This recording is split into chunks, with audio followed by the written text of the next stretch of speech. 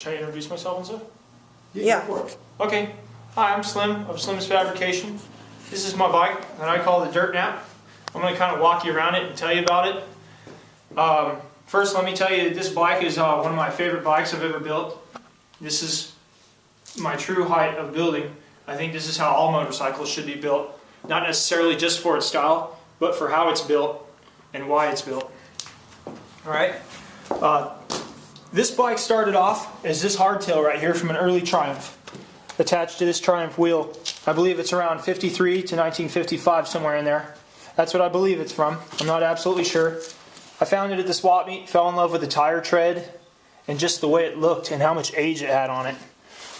I knew I had to do something special with it. I didn't really at that point have a vision of where I wanted to go with it other than make it swoopy. I like swoopy and low. So I took this frame and I kind of gave it a little bit of an outline here. All this is bent in my my tubing bender, just basic hydraulic tubing bender.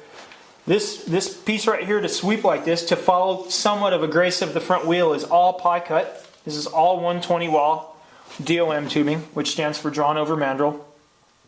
The rear end of the bike is rigid, and the front end is my sort of a springer. I consider it a girder frame because the fork is completely rigid. There's no movement at all in the fork. This is the pivot, which would be the neck in any other bike. And the load-bearing springs are small block Chevy valve springs by Competition Cams. The rebound springs are just standard hardware store fair springs with trailer shackles on here. The wing nuts just keep everything tight with the little baling wire there. Instead of high-end stainless wire, I just used baling wire or concrete tie wire. Bent and dimpled handlebars. A little bit of gusset here for class and style. Everything's gusseted for strength, because this bike's built for speed. Got a little carried away and made a thumb throttle here. I don't think that's been done enough, and in a really simple way. This is actually gas pipe right here, and this is just flat stock and a nut welded onto a piece of rod. Everything's really simple. Since we're in the front of the bike, I'll move to the headlight. The headlight started out with this Corningware butter dish lid. I believe it's circa 1950s. And I took a fence post cap, kind of narrowed it and cut it down to size. Wrapped a 1/8 inch bar around it, stock, so it would be able to be removable and the light could be serviced. The front wheel is from a panhead, Harley Davidson Star Hub from a panhead. That's one of the few Harley parts that I could afford for the build. The forward controls here are built into the bike. I just built these in off the front motor mount. The front motor mount, I like the spade shape, and it worked really well with the motor there, so I just hand carved those. When I'm on a fast motorcycle, I'm always worried about my toes digging into the ground when I'm turning hard or anything of that nature, so I made heel controls for a change. This is your brake. It's operated by the heel of your foot. You could step off of the peg and stand on that if you'd like. The bike's jockey shifted, like horse jockey style. The power plant is an RD350. When I got this thing, it was pretty much soaked in a puddle of, it was puddle of mud / pond of whatever it was. I had to go through the whole thing. It now has a 4mm stroker crank, nice pistons that I did a little bit of dome machine work on. Mikuni carburetors. And those are fed by this fuel tank here. This is an early Honda fuel tank. What I did was I narrowed it 5 inches to give it a canteen-sized look. Nice and sleek and long. Along with this tank that I took off the motorcycle came with the spark plug tool. Naturally, the old motorcycles had a toolkit. I took the spark plug tool and used it on the front of the tank for mounting. What that does is when the tank needs to get unmounted, back here there's a Zeus tab. The other side of the bike, it twists off. This whole tank slides right out of the frame. So the 2-stroke top end can be repacked between rounds if I was to race this bike on a regular competition base. That makes it real easy. It's a 20-minute change. The pipes up here come off with a spring. They're sleeved. Your tank pops out and you got 4 bolts. You leave the carburetor on and your whole top end slides off with 4 bolts. Minimal tool use, and it makes it really fast between rounds. This the block was a replacement block. It never was stamped from the factory. Integrated the seat mounting to hold the coil mounts also. I did my poor man engraving with a center punch. At the time I didn't have an engraver, so I center punched that.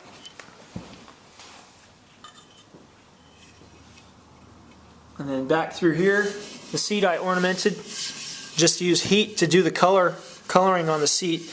I like to use heat in aging processes that are more nature specific to give everything a graceful look. The rear fender is a factory Harley piece, widened up about 1 inch. It was a front fender.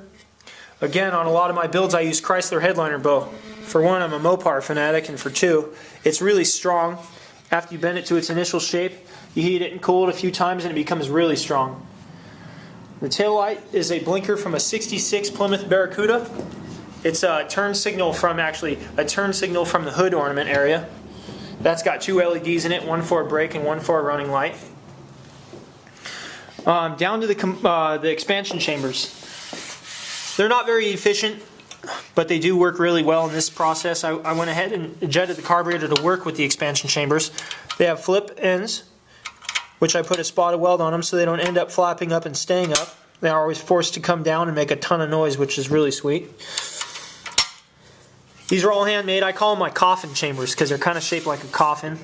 They're fully MIG welded. They match side to side, 100% from side to side. They're, I guess you would call them exact identical opposites because from side to side they're the same if you were to look at them. This would be your clutch. Again, it's a heel clutch, just like the brake on the other side. So when you sit on this bike, you get a really natural feel. You're tucked into the bike really tight. You got your thumb throttle, so you don't have to have any handlebar movement when you twist your hand, which gives you a lot more security when you're riding the bike. You got your heels. And on a lot of bikes I don't like is the pad on the tank is made for your knee to hit there. So I made my knee hit the pad of the tank. Like so. When you're ducking down, that's exactly where your knee should be. Nice heel control, nice tuck. You can be on either side of the deal. Real fast and sleek. That's how I like making them.